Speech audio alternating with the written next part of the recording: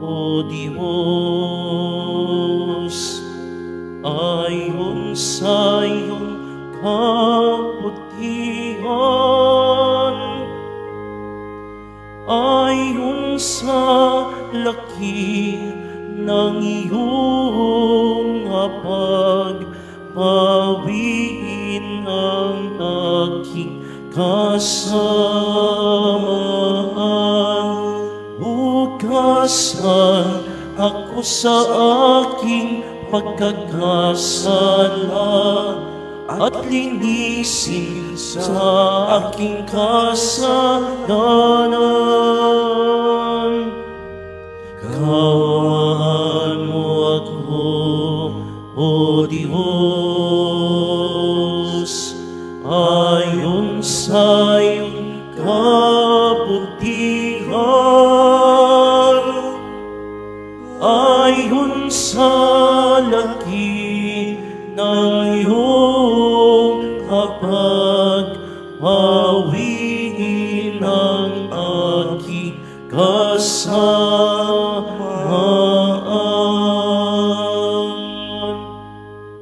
Sa ngalan ng Ama at ng Anak at ng Espiritu Santo, Amen. sumainyo ang Panginoon. At sumaiyo rin. Mga kapatid kay Kristo at mga kadiboto, muli tayo po ay tinipon ng ating Nuestro Padre, Jesus Nazareno, bilang kaanib ng angka ng Diyos. Tinipon niya ang bawat isa sa atin sapagkat mahal niya tayo. Kaya dumulog po tayo sa ating maawaing Panginoon na nagpapatawad ng lubos. Inaamin ko sa makapangyarihang Diyos At sa inyo, mga kapatid, nalubha akong nagkasala sa isip, sa salita, sa gawa at sa aking pagkukulang. Kaya isinasamo ko sa mahal na Birheng Maria, sa lahat ng mga anghel at mga banal, at sa inyo, mga kapatid, na ako'y panalangin sa Panginoong ating Diyos.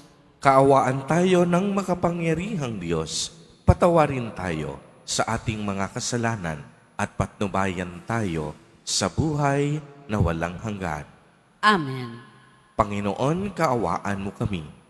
Panginoon, kaawaan mo kami. Kristo, kaawaan mo kami. Kristo, kaawaan mo kami. Panginoon, kaawaan mo kami. Panginoon, kaawaan mo kami. Manalangin tayo. Ama naming makapangyarihan, sa masaya naming pagdiriwang sa 40 araw na paghahanda sa pagkabuhay at sa pakikinabang namin sa salo-salong banal ng paghahaing ipinagkamit namin ng katubusan, ikagalak nawa namin ang dulot nitong kabutihan sa pamamagitan ni Jesucristo kasama ng Espiritu Santo magpa sa walang hanggan. Amen. Magsiupo muna ang lahat. Pagbasa mula sa aklat ni Propeta Oseas. Halik kayo at tayo'y manumbalik sa Panginoon, pagkat ang nanakit ay siya ring magpapagaling. Siya ang nanugat, kaya siya rin ang gagamot.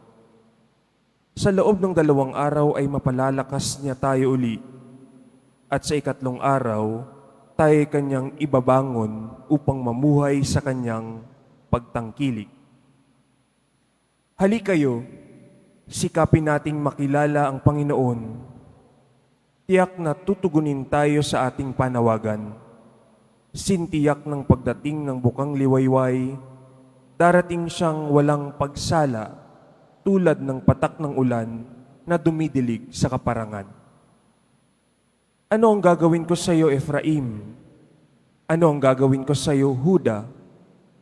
Ang pag-ibig ninyo sa akin ay tulad ng ulap sa umaga, gaya ng hamog na dagling napapawi.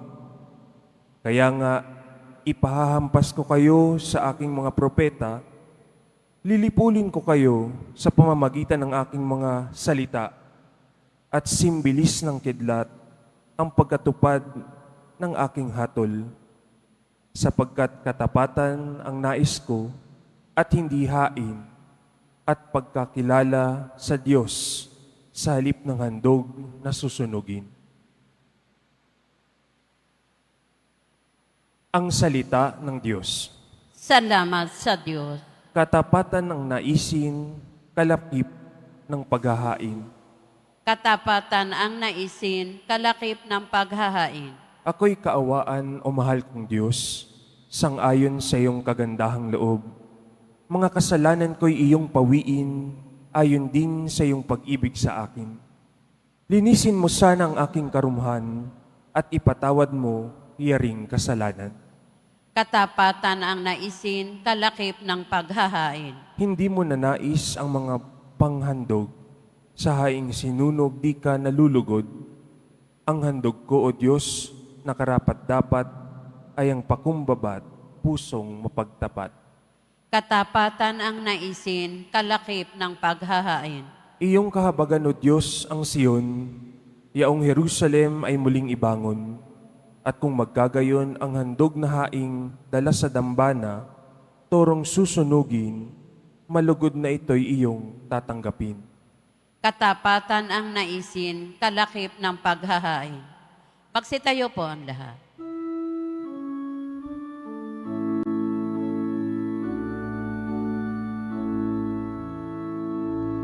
Nagpupuri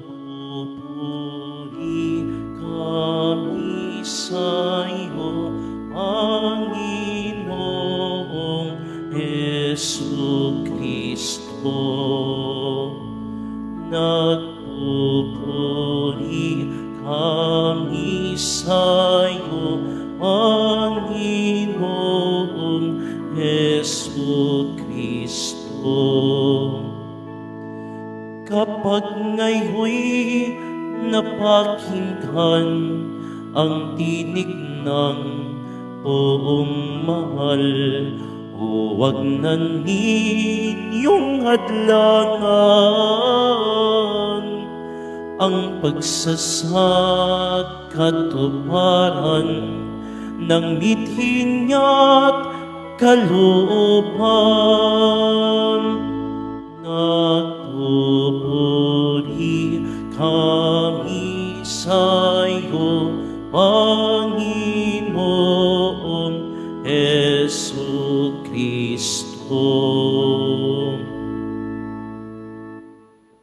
Sumainyo ang Panginoon. At sumaiyo rin. Ang mabuting balita ng Panginoon ayon kay San Lucas. Papuri sa iyo, Panginoon.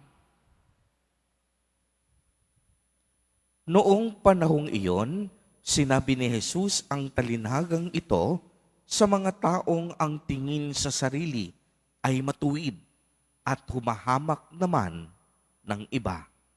May dalawang lalaking pumanhik sa templo upang manalangin. Ang isa ay Pariseo at ang isa naman ay publikano.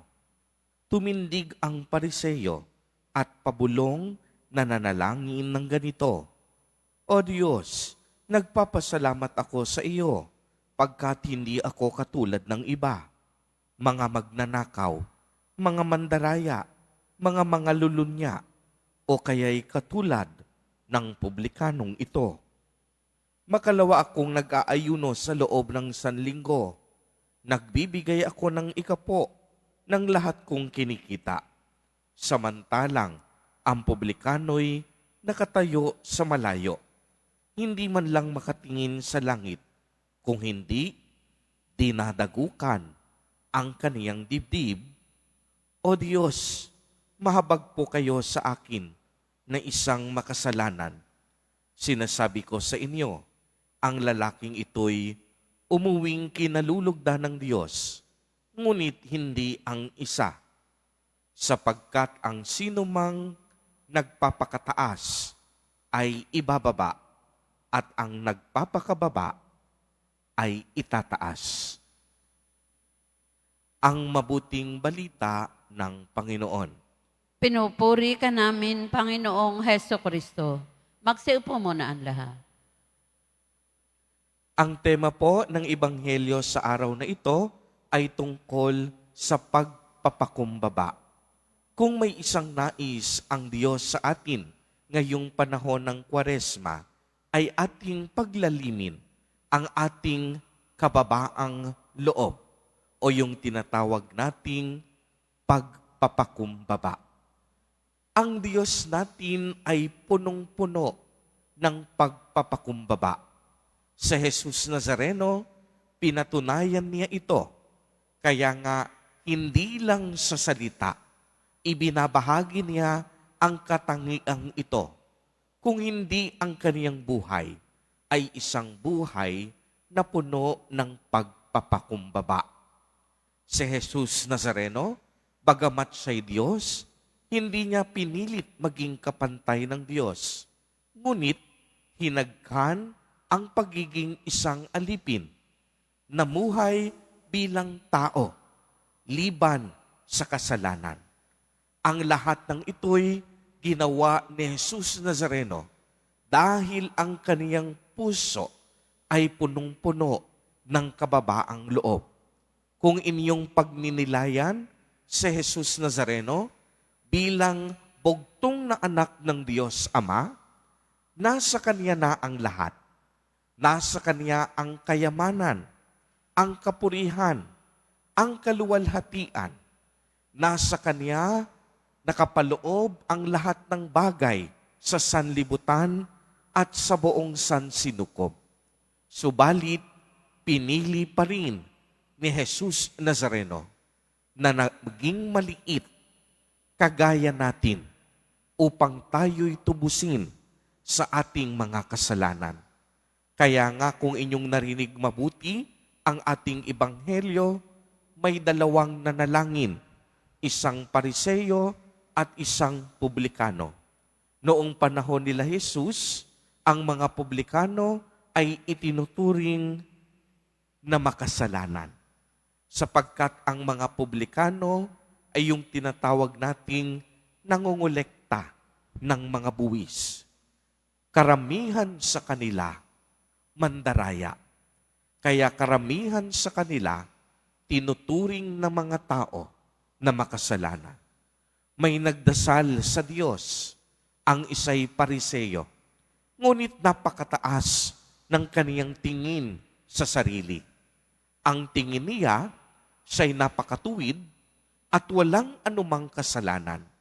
Kaya't ito'y ipinagmamalaki niya sa Panginoon sa kaniyang panalangin. Kaya kung inyong mapapansin, hindi man lang siya humingi ng anumang tawad sa maaaring kasalanan na kaniyang nagawa. Subalit pagmasdan ninyo ang publikano, ni hindi makatingin sa altar, ni hindi makatingin sa langit. Anong ginagawa? Dinadagukan ang kaniyang dibdib.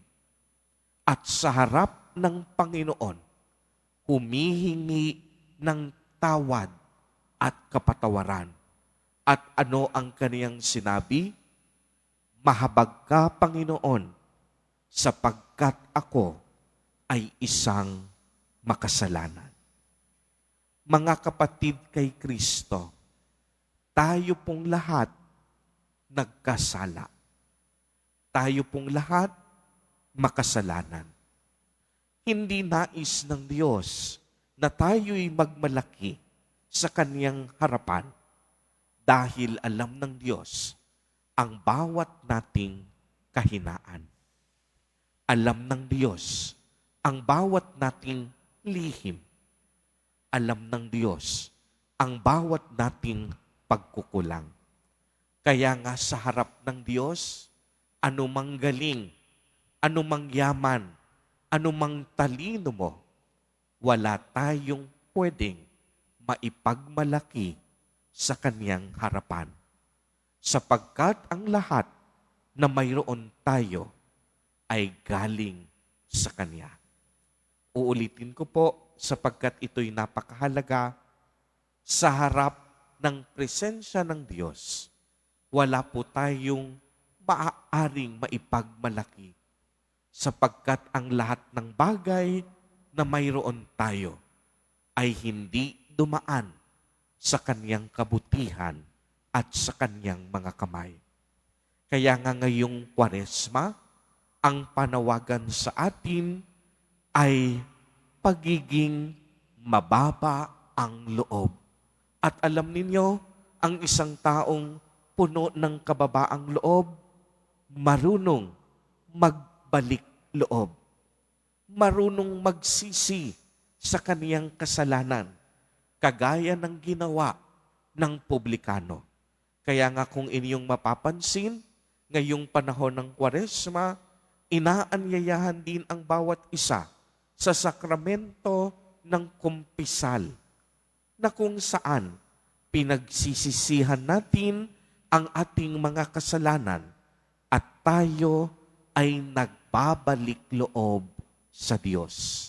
Kaya nga sa ating pagbabalik loob sa Diyos, tayo ay makakatanggap ng kapatawaran mula sa Diyos. Lagi ko sa inyong ibinabahagi ito, wag na wag po tayong matatakot na pumunta sa sakramento ng kumpisal, sapagkat walang kasalanan, anumang lalim at laki nito, ang hindi kayang patawarin ng Diyos. Bakit ba nagpapatawad ang Diyos ng napakaraming beses? Simple lang ang dahilan, sapagkat mahal niya tayo. Dahil mahal tayo ni Jesus Nazareno, ang nais niya, magbalik loob tayo sa Diyos. Magbalik sa Diyos dahil tayo'y naligaw ng landas. Magbalik sa Diyos dahil tayo'y palagawa ng kasalanan at masama. At sa ating pagbabalik loob o pagbabalik sa Diyos, nililinis ng Diyos ang ating mga kasalanan. Kaya nga napakaganda, no? Yung binabanggit sa ating pambungad na awit. Kaawaan mo ako, O Diyos, ayon sa iyong kabutihan, ayon sa laki ng iyong habag, pawiin ang aking kasalanan. Linisin ako sa aking kasalanan. Kaya kagaya ng publikano, ang panalangin natin sa araw na ito, O Panginoon, kaawaan mo po ako sapagkat ako'y makasalanan. Amen. Magsitayo na po.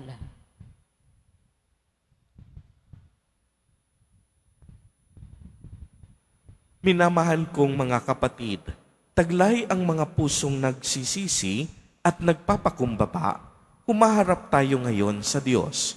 Tumugon tayo ng tapat at nagpapakaabang panalangin sa mga kahilingang ito. Sa bawat panalangin ang ating itutugon, padaluyin mo sa amin ang iyong habag, O Panginoon. Padaluyin mo sa amin ang iyong habag, O Panginoon. Ang simbahan naway maging isang tiyak na kanlungan para sa mga makasalanan at mga itinatakwil ng lipunan. Manalangin tayo. Padaluyin mo sa amin ang iyong habag, O Panginoon. Ang mga naglilingkod sa bayan naway magbigay ng higit na malasakit sa mga kababaihan, mga bata, mga ulila, mga matatanda at mga walang tahanan. Manalangin tayo. Padaluyin mo sa amin ang iyong habag, O Panginoon. Ang mga mananampalataya naway magkaroon ng higit na malalim na panalangin at pagsisisi, lalo na sa mga panahong ito ng Kwaresma. Manalangin tayo. Padaluyin mo sa amin ang iyong habag, O Panginoon. Ang mga may sakit naway maranasan ang nakapagpapagaling na kapangyarihan ni Kristo upang mabigyan sila ng pag-asa. Manalangin tayo. Padaluyin mo sa amin ang iyong habag, O Panginoon. Ang mga yumao naway magtamasa ng liwanag, kaligayahan at kapayapaan sa langit. Manalangin tayo. Padaluyin mo sa amin ang iyong habag, O Panginoon. Ama, tinutunghayan mo ang aming mga puso at nakikita mo ang aming mga pangangailangan. Ipagkaloob mo dahil sa iyong habag ang hinihiling namin sa aming panalangin. Sa pamamagitan ni Kristo na aming Panginoon, hinihiling namin ito sa Kanya. Amen. Magsiupo na muna ang lahat.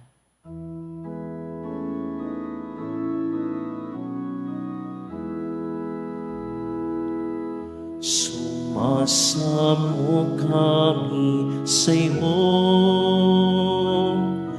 para pakinyaring alay. Panginoon, tanggapin mo itong alak at tinapay.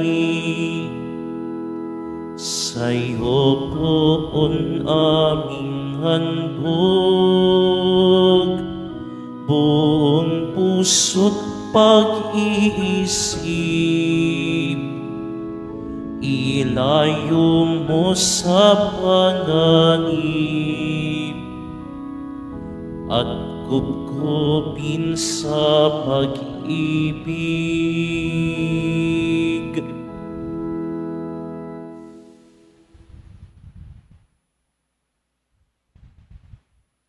Tumayo na po ang lahat. Manalangin kayo mga kapatid upang ang paghahain natin ay kalugdan ng Diyos amang makapangyarihan.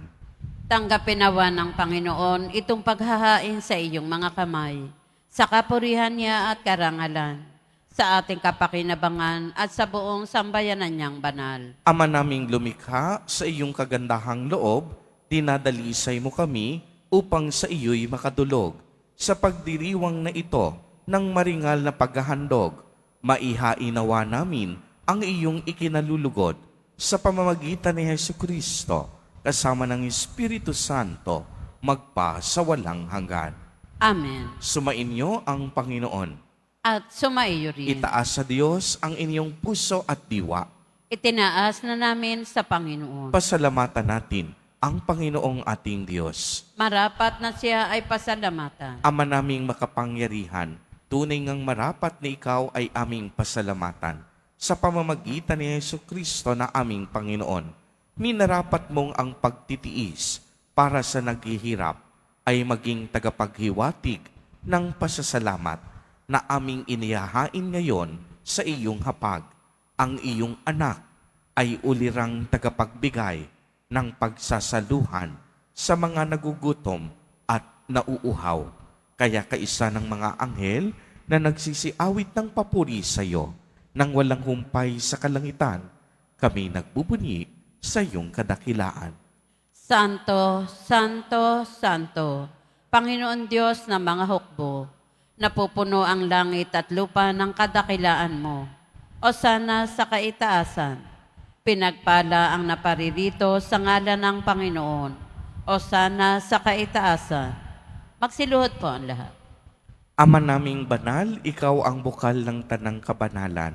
Kaya't sa pamamagitan ng iyong Espiritu, ay gawin mo pong banal ang mga kaloob na ito upang para sa amin ay maging katawan at dugo ng aming Panginoong Jesucristo. Bago niya pinagtiis ang kusang loob na maging handog, hinawakan niya ang tinapay, pinasalamatan kaniya, pinagkati-hati niya iyon, iniabot sa kaniyang mga alagad at sinabi, "Tanggapin ninyong lahat ito at kanin. Ito ang aking katawan na ihahandog para sa inyo."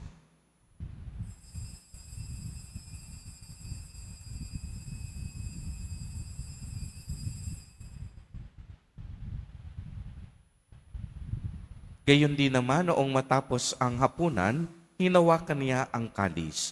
Muli kanyang pinasalamatan. Iniabot niya ang kalis sa kaniyang mga alagad at sinabi, "Tanggapin ninyong lahat ito at inumin. Ito ang kalis ng aking dugo, ng bago at walang hanggang tipan. Ang aking dugo na ibubuhos para sa inyo at para sa lahat sa ikapagpapatawad ng mga kasalanan. Gawin ninyo ito sa pag-alaala sa akin."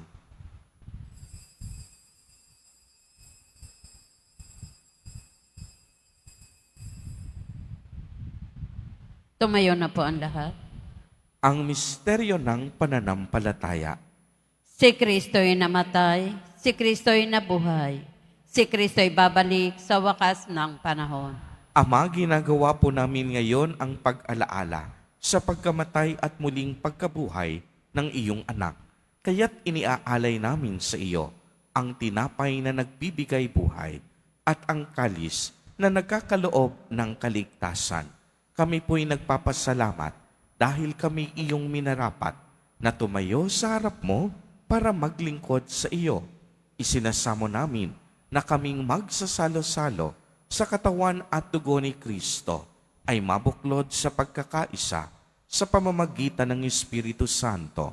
Ama, lingapin mo ang iyong simbahang laganap sa buong daigdig. Puspusin mo kami sa pag-ibig kay isa ni Francisco na aming Santo Papa at ni Jose na aming Obispo at ng Tanang Kaparian. Alalahanin mo rin ang mga kapatid naming nahimlay nang may pag-asang sila'y muling mabubuhay. Gayon din ang lahat ng mga pumanaw. Kaawaan mo po sila at patuloyin sa iyong kaliwanagan.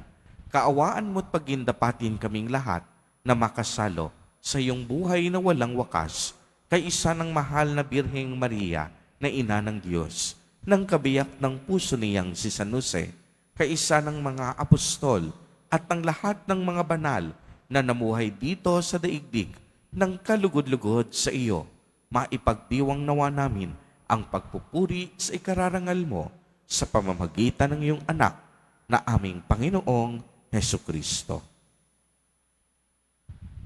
Sa pamamagitan ni Kristo, kasama niya at sa Kanya, ang lahat ng parangal at papuri ay sa iyo, Diyos amang makapangyarihan, kasama ng Espiritu Santo, magpa sa walang hanggan. Amen. Sa tagubili ng mga nakagagaling na utos at turo ni Jesus na Panginoon natin at Diyos, ipahayag po natin ng lakas loob. Ama namin, sumasalangit ka. Sambahin ang ngalan mo. Mapasa amin ang kaharian mo. Sundin ang loob mo dito sa lupa para nan sa langit. Bigyan mo kami ngayon ng aming kakanin sa araw-araw at patawarin mo kami sa aming mga sala para ng pagpapatawad namin sa nagkakasala sa amin. At huwag mo kaming ipahintulot sa tukso at iadya mo kami sa lahat ng masama. Hinihiling namin na kami iadya sa lahat ng masama. Pagkalooban ng kapayapaan araw-araw, iligtas sa kasalanan at ilayo sa lahat ng kapahamakan. Samantalang aming pinananabikan ang dakilang araw ng pagpapahayag ng tagapagligtas naming si Hesukristo. Sapagkat iyo ang kaharian at ang kapangyarihan at ang kapurihan magpakailanman. Amen.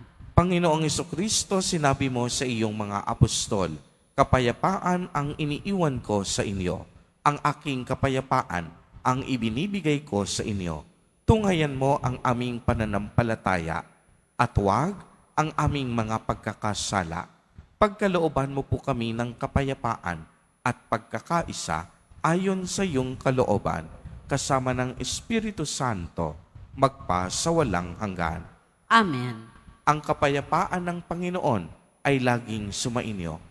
At sumaiyo rin. Magbigayan po tayo ng kapayapaan sa isa't isa.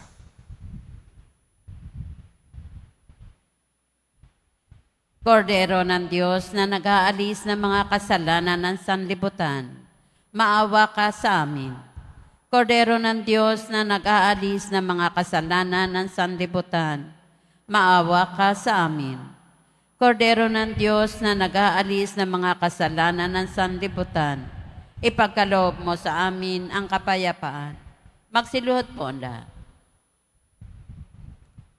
Ito ang kordero ng Diyos.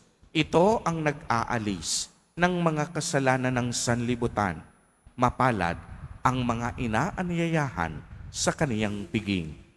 Panginoon, hindi ako karapat-dapat na magpatuloy sa iyo, ngunit sa isang salita mo lamang ay gagaling na ako.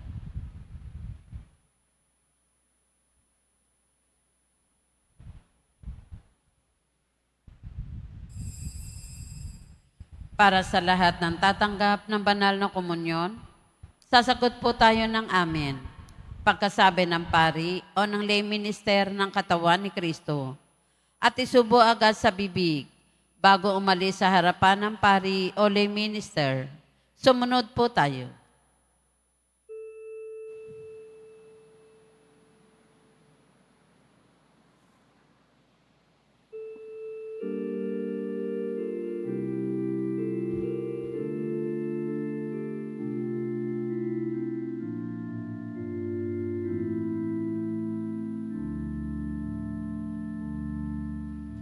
Ang tao'y hindi lamang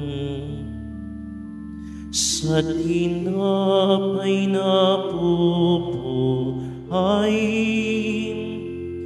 bagkus pati sa mga salitang nagmumula sa Panginoon.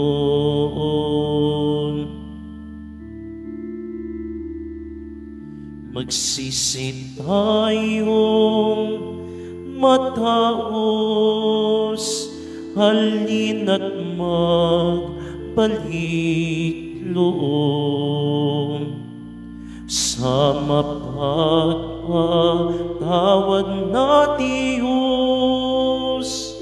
Gutom tayong maniklod nang may abot sa kong suot. Ang tao'y hindi lamang sa tinapay na bubuhay,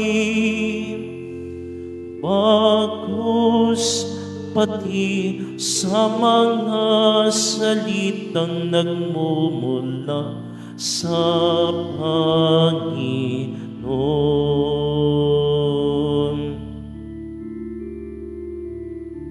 Sa pagitan ng pasukan at dambana ng simbahan, saserdote ay mag-iyakan, Panginoon, iyong bigyan ng patawad ang iyong bayan. Ang tao'y hindi lamang sa tinapay na bubuhay, bagkus pati sa mga salitang nagmumula sa Panginoon.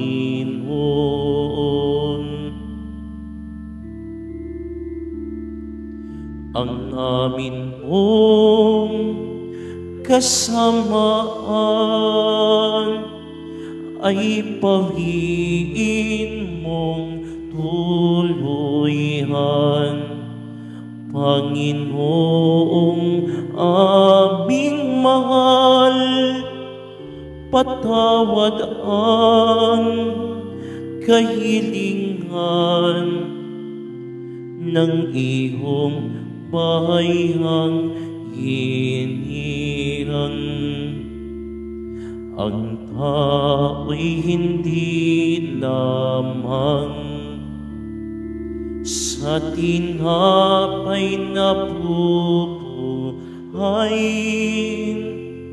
bagkus pati sa mga salitang nagmumula sa Panginoon.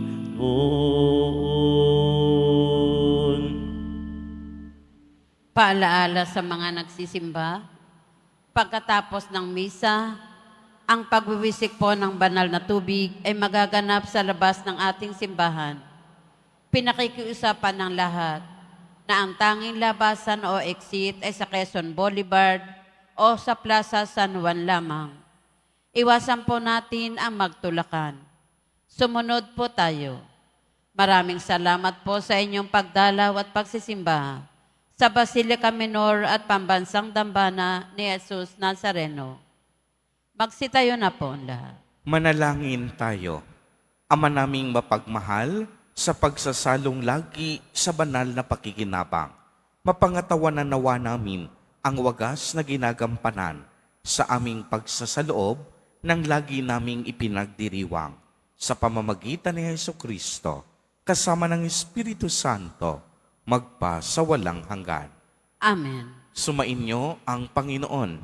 At sumaiyo rin. Mahal na poong Jesus Nazareno, inihayag mo sa pamamagitan ng krus ang walang maliw na pag-ibig ng Diyos sa sangkatauhan. Pakinggan mo ang kahilingan, lalo na para sa mga nangangailangan ng iyong tulong at awa. Makamtanawa namin ang iyong kasagutan na may utang na loob na tinatanaw. Basbasan din po ninyo itong mga imahen at dasalan upang lalo kaming manalangin at magtiwala. Sa pamamagitan ng bendisyon na ito, naway lalo kaming maging mapaglingkod, masunurin at tapat sa iyo na aming maluwalhating Panginoon, magpa sa walang hanggan. Amen. At pagpalain po kayong lahat at ng inyong buong pamilya ng makapangyarihang Diyos, Ama, Anak, at Espiritu Santo. Amen. Humayo kayong taglay ang pag-ibig at kapayapaan ng Poong Jesus Nazareno. Salamat sa Diyos.